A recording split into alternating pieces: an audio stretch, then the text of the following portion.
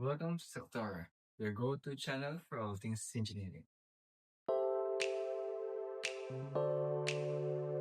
So today, we will explore some advanced application of integral calculus. So we have finding the length of the curve and the concept of work, particularly in pumping of liquids. We are here in our first topic, which is the length of a curve. So when we use the length of a curve, so the length of a curve is also known as the arc length, and we use arc length to find the exact distance between the curve between 2 points. So itong dalawa na ito. So makukuha daw natin yung exact na distance ng dalawa gamit lamang ang length of a curve. Kasi kung gagamit tayo ng simple na distance formula lamang, hindi natin makukuha yung exact since ito ay meron na tayong curve or hindi na siya perfect straight line. So, we have here the two formulas to find the length of a curve. So first is the integral of the square root of 1 plus f prime of x squared dx from the a to b. Then we have the integral of the square root of 1 plus f of f prime y squared dy from c to d. Meron tayo ditong example which is find the length of the arc of the curve y is equal to x raised to 2/3 from the point 1, 1 to 8, 4. So, we have the illustration which is yung ating x value muna. So, meron tayong ditong 1, then the 8, right? So, ito na. Yung first point is 1 to 1, then to 8 to 4 here. So, ang hanapin na natin is the distance of the curve ng gitna ng 2 points. So, ito, which is equal to y is equal to x raised to 2/3. Then, apply lang natin yung formula which is the L is equal to integral of the square root of 1 plus f prime of x squared, then the dx. Then, ang ating limit, which is the x value, the 1 to 8.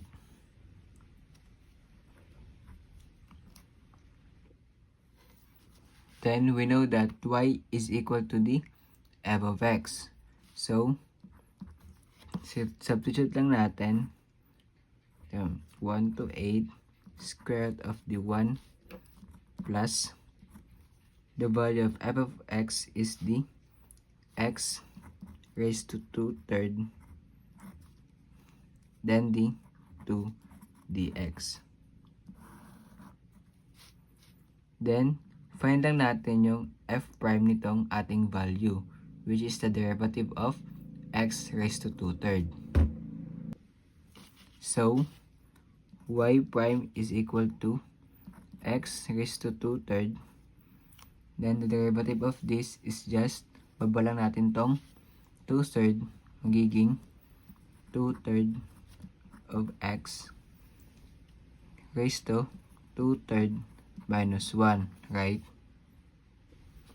So, magiging 2/3, then 2/3 minus 1 is just x raised to negative 1/3, or 2/3 is equal to x raised to 1/3.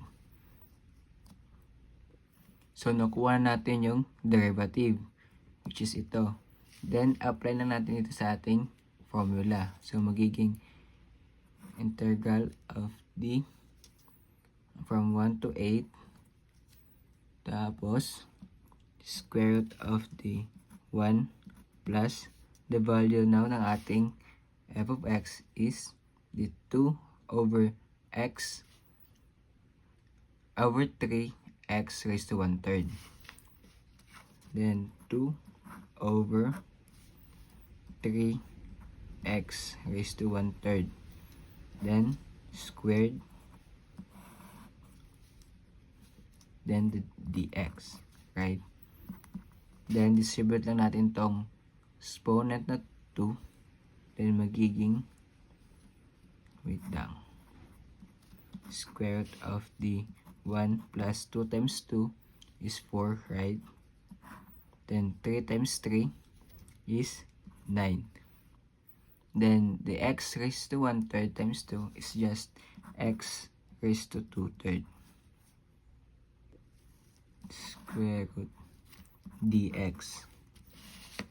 Then, distribute natin tong 9x raised to 2/3 dito sa 1. So, magiging integral of, then, ito yung magiging denominator, which is the 9 over x raised to 2/3. Ito, may 1 naman to dito, right? Then, 9x raised to 2/3 times 1 is just 9x raised to 2/3 times 1, then 9x raised to 2/3. Plus, ito ma-cancel, then times 4 is magiging 4 dito. Then, the square root dx. So, yung gagawin natin is paghiwalay natin tong numerator dito sa denominator. Then, magiging square root of the 9x raised to 2/3 plus 4 over square root of the 9x raised to 2/3, then the dx. So, integral natin yung limit. Then, makacancel na yung square root sa denominator. So, magiging integral of 1 to 8. Then, copy yung numerator na square root of 9x raised to 2/3 plus 4 over itong 9, square root of 9 is just 3. Then, the square root of x raised to 2/3 is just x raised to 1/3, right? Then the dx. Then, labas lang natin tong 3 since constant naman siya, right? So, magiging ito is 1/3, and the integral of, then copy the denominator, numerator, 9x raised to 2/3 plus 4. So, may iwan itong x raised to 1/3 dx. So, sunod natin gagawin is mag-let natin tong numerator as our u. So, u is equal to 9x raised to 2/3 plus 4. Then, du is equal to, so, itong x, bababa lang natin ang kanyang exponent, which is 2/3. So, 9 times 2/3 x, then 2/3 minus 1, then the derivative of 4 is 0. So, hindi natin siyang gagalawin na. So, magiging 9 times 2 is 18, divide 3 is just 6. Then, 2/3 minus 1 is equal to 2/3 minus 3 over 3 is equal to x raised to negative 1/3. So, ito is magiging 6 over x raised to 1/3, right? Then the dx.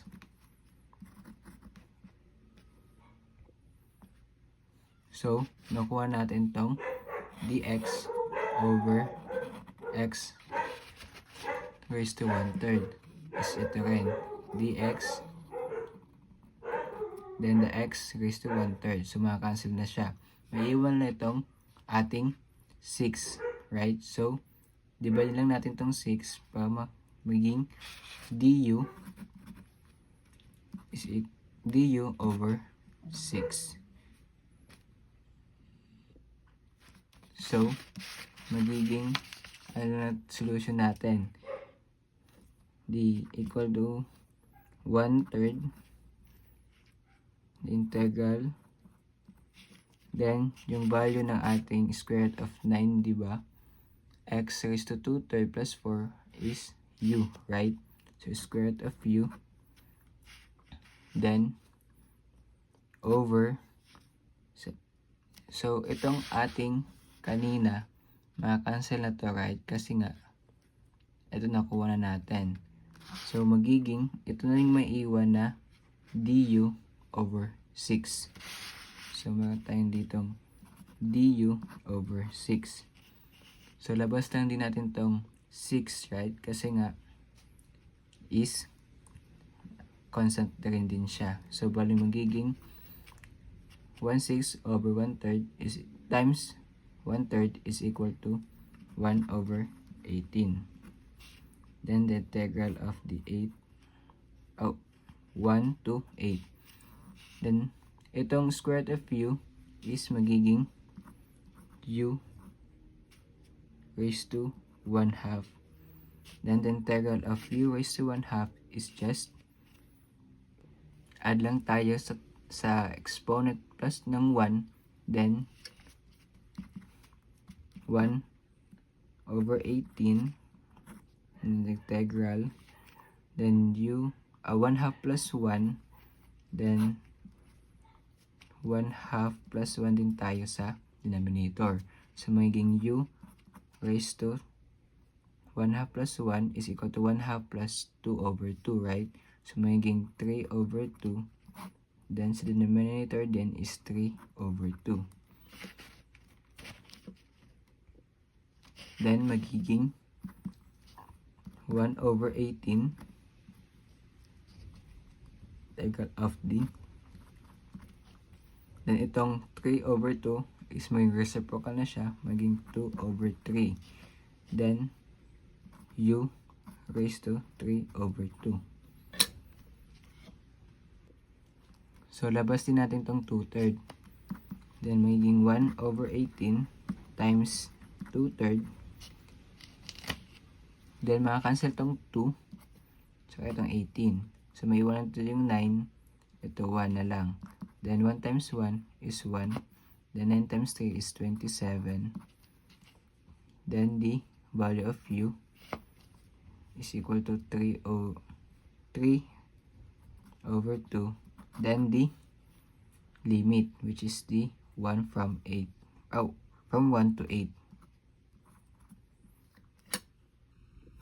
So, ibalik din natin yung value ng u natin dito, which is the square root of 9x raised to 2/3 plus 4, right?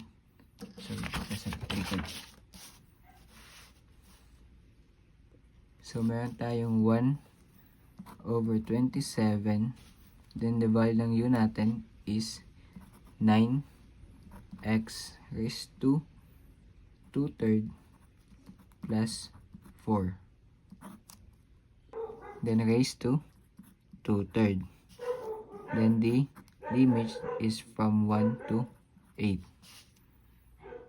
Then, substitute natin yung value ng x sa ating mga limits. So, 8 muna. So, meron tayong 1 over 27 times the 9. Then, value ng ating x is 8 2/3 plus 4. Then, raised to 3 over 2. Then, minus 1 over 27 to 9. The value ng x is 1. Then, 2/3 plus 4 raised to 3 over 2. Then, calculate natin to find the correct answer. So, ang total nito is, ito ay magiging equal to 7.6. So, ito ang ating distance of the 2 points, between the 2 points. Then, we are here in our lesson, the work in pumping of liquids. So, sa physics, yung work natin, yung formula lang is equal to the force times distance, right?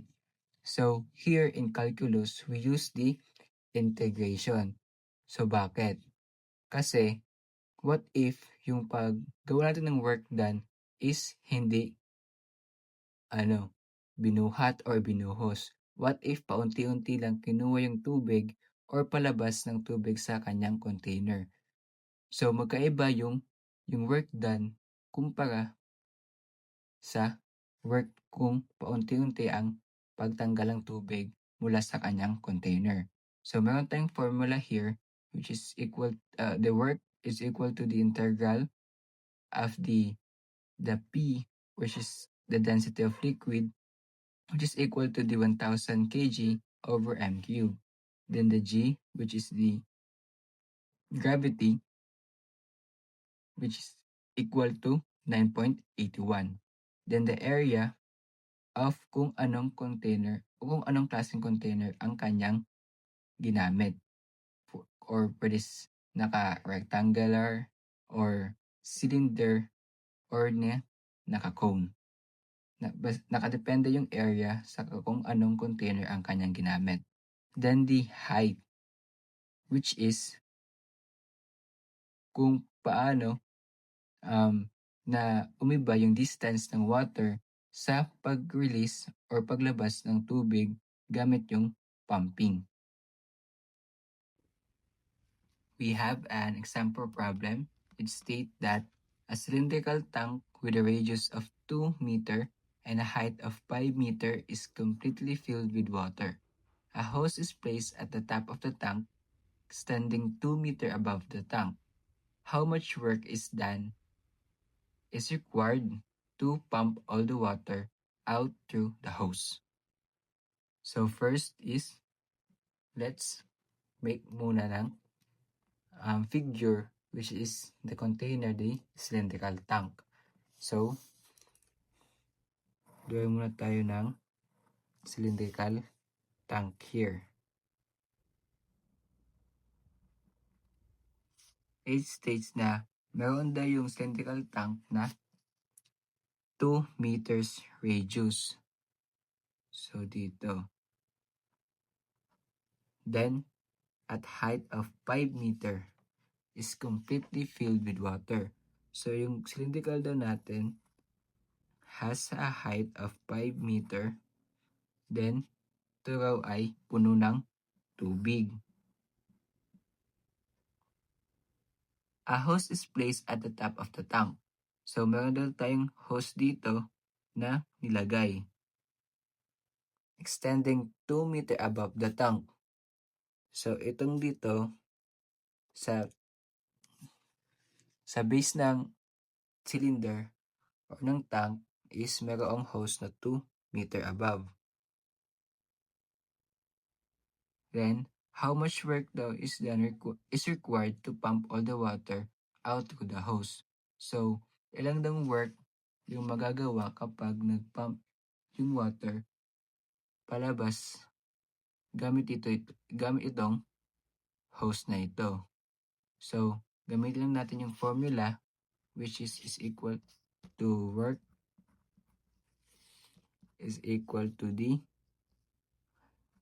density, then the gravity, the area of the tank of kung ano natin ginamit. Then the height, which is height minus y, then the dy, right? Then, kunin lahat lang natin yung mga given. So, meron tayong density, which is kanina is equal to 1000 kg/m³. Then the gravity, we know that it is 9.81 din.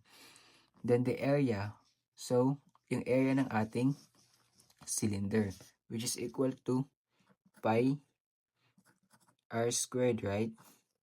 Then the height of this, we have the total of, which is the dy.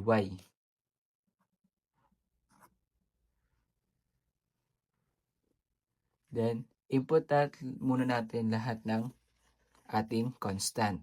So, meron tayong 1,000, which is the density, and then 9.81 then the gravity, then the pi, and our radius, which is given 2, right? So 2 squared. So, kung ikakalculate natin ito, meron tayong 1,000 times 10.81 times pi, then times the radius, which is 2 squared. So, meron tayong 39,240 pi. 39,240 pi. So, ito, constant siya. Labas muna natin. Then i-integrate natin itong kanyang height. Since yung kanyang height is kung paano yung water is bumababa or naubos kasi nga, di ba, pinapump gamit itong ating hose. So, ang height ng water is meron tayong 5, right? So, kung puno yung tubig, papunta dito sa base, which is 0. So, meron tayong limit which is equal to from 0 to 5. So, then itong height natin, ito, which is height minus y, then the dy is, i-total natin tong height kasama itong hose. Ito na itong magiging total na height, which is 5 plus 2 is 7. Then yung y natin is itong tubig kung paano ito bumaba ng level kasi nga pinapump ng ating hose. So magiging 7 minus y, then the dy. Next is kunin natin yung integrate natin to first na 7 minus y. So 7 minus y, the integral of limit is 0 to 5, then the dy is magiging 7y, then minus y squared over 2. Then yung limit natin, which is from 0 to 5, right? Then substitute lang natin yung value nito, na value ng y sa 5 to 0.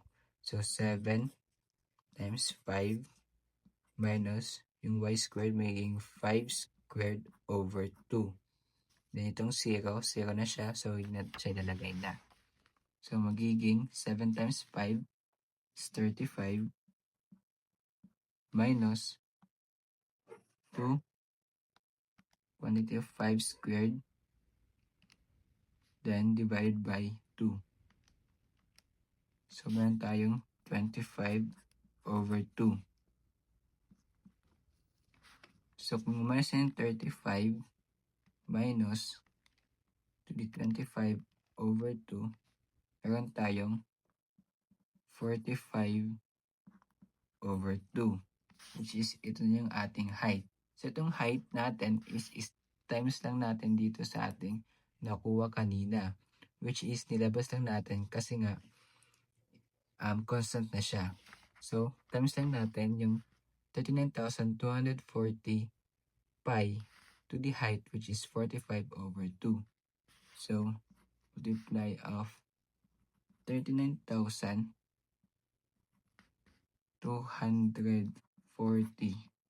pi times 39,240